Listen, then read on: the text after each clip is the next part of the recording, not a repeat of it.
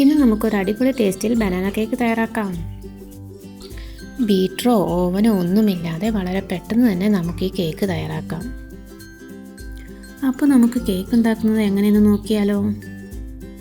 250 ml കപ്പിന് 1 cup മൈദയാണ് ഞാനിവിടെ എടുത്തേക്കുന്നത്. ഡ്രൈ ഇൻഗ്രീഡിയൻസ് എല്ലാം കൂടെ നമുക്കൊന്ന് അരിച്ചെടുക്കേണ്ടതുണ്ട്. അതുകൊണ്ട് ഇപ്പോൾ അരിപ്പയിലോട്ടാണ് മാറ്റുന്നത്. ഇതിലേക്ക് നമുക്ക് 1 ടീസ്പൂൺ ബേക്കിംഗ് പൗഡറും 1/4 ടീസ്പൂൺ ബേക്കിംഗ് സോഡയും 1 നുള്ളി ഉപ്പും ചേർത്ത് കൊടുക്കാം.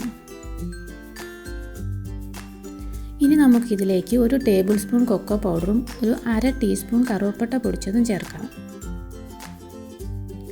നമുക്കിതൊന്ന് നന്നായിട്ട് മിക്സ് ചെയ്തതിന് ശേഷം അരിച്ചെടുക്കാം. ഇത് നമ്മളിപ്പോൾ ഇതുപോലെ അരിച്ചെടുത്ത് വെക്കുകയാണെങ്കിൽ കേക്ക് നല്ല സോഫ്റ്റായിട്ട് കിട്ടും. അത് മാത്രമല്ല കേട്ടോ, നമ്മുടെ ഇൻഗ്രീഡിയൻസ് എല്ലാം നന്നായിട്ട് മിക്സ് ആവുകയും ചെയ്യും.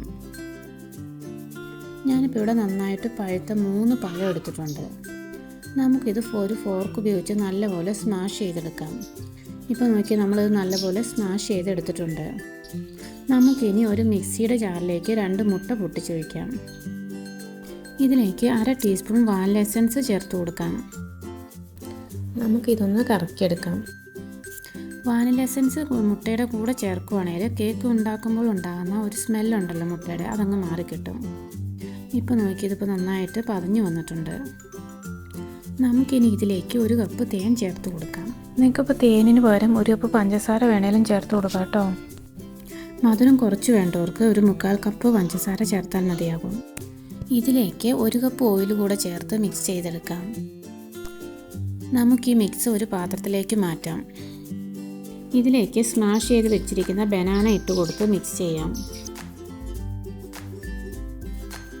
ഇനി നമ്മൾ എടുത്ത് വെച്ചിരിക്കുന്ന ഡ്രൈ ഇൻഗ്രീഡിയൻസ് കുറേശ്ശെ ഇട്ട് മിക്സ് ചെയ്തെടുക്കാം.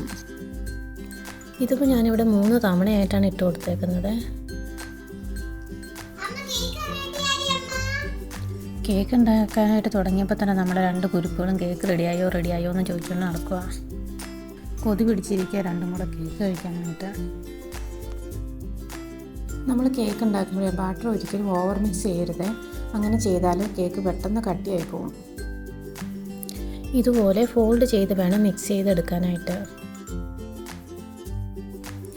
ഞാനിപ്പോൾ ഇതിലേക്ക് ഡ്രൈ ഫ്രൂട്ട്സ് ഒന്നും ചേർക്കണില്ല. നിങ്ങൾക്ക് ഡ്രൈ ഫ്രൂട്ട്സ് ചേർക്കുന്നുണ്ടെങ്കിൽ ഈ സമയത്ത് ചേർത്ത് കൊടുക്കണം. പിന്നെ ഡ്രൈ ഫ്രൂട്ട്സ് ചേർക്കുമ്പോൾ പ്രത്യേകം ശ്രദ്ധിക്കണം, ഡയറക്റ്റ് ആഡ് ചെയ്യരുത്. മൈദയിൽ ചെറുതായിട്ടൊന്ന് മിക്സ് ചെയ്ത് വേണം ചേർക്കാനായിട്ട്. ഞാനിപ്പോൾ ഈ കുക്കറിൽ ഒരല്പം ബട്ടർ തേച്ച് ഒരു പാച്ച്മെൻറ്റ് പേപ്പർ വെച്ച് കൊടുത്തിട്ടുണ്ട്. നിങ്ങളുടെ കയ്യിൽ ഇപ്പോൾ പാച്ച്മെൻറ്റ് പേപ്പർ ഇല്ലയെന്ന് ഓർത്ത് ടെൻഷൻ വേണ്ട. കുക്കറിൽ അല്പം എണ്ണ തടവിയ ശേഷം കുറച്ച് മൈദയുടെ പൊടിയില്ലേ, അതൊന്ന് വെതറി കൊടുത്താൽ മതിയാവും. ഞാനിപ്പോൾ ഇവിടെ ഒരു പാന് പ്രീഹീറ്റ് ചെയ്യാനായിട്ട് വെച്ചിട്ടുണ്ടായിരുന്നു. നമുക്കിത് കുക്കറിൻ്റെ അടപ്പ് വെച്ച് അടയ്ക്കാം, പക്ഷേ വിസിൽ വേണ്ട കേട്ടോ. ഇനി നമുക്ക് കേക്ക് ബേക്ക് ചെയ്യാനായിട്ട് വെക്കാം. ഒരു മീഡിയം ടു ലോ ഫ്ലെയിമിൽ നമുക്കൊരു 40 മിനിറ്റ് ബേക്ക് ചെയ്തെടുക്കാം. നമുക്കിനി കേക്ക് റെഡിയായോ നോക്കിയാലോ. ഒരു ടൂത്ത് പിക്ക് ഉപയോഗിച്ച് നമുക്കൊന്ന് കുത്തി നോക്കാം. ഈ ടൂത്ത് പിക്കിൽ ഒട്ടിപ്പിടിക്കാതെ നല്ല ക്ലിയർ ആയിട്ട് വരുവാണെന്നുണ്ടെങ്കിൽ കേക്ക് റെഡി ആയിട്ടുണ്ട്. അപ്പോൾ നിങ്ങളിപ്പോൾ ഓവനിലാണ് ചെയ്യുന്നതെങ്കിൽ ഒരു 180 ഡിഗ്രിയിൽ 45 മിനിറ്റ് ബേക്ക് ചെയ്താൽ മതിയാവും.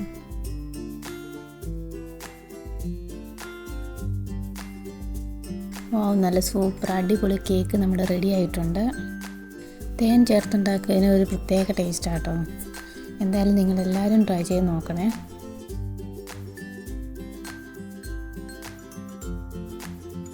ഞാനിപ്പോൾ ഇത് കട്ട് ചെയ്ത് കാണിക്കാം. അപ്പോൾ നിങ്ങൾക്കറിയാം എത്രത്തോളം സോഫ്റ്റാണ്.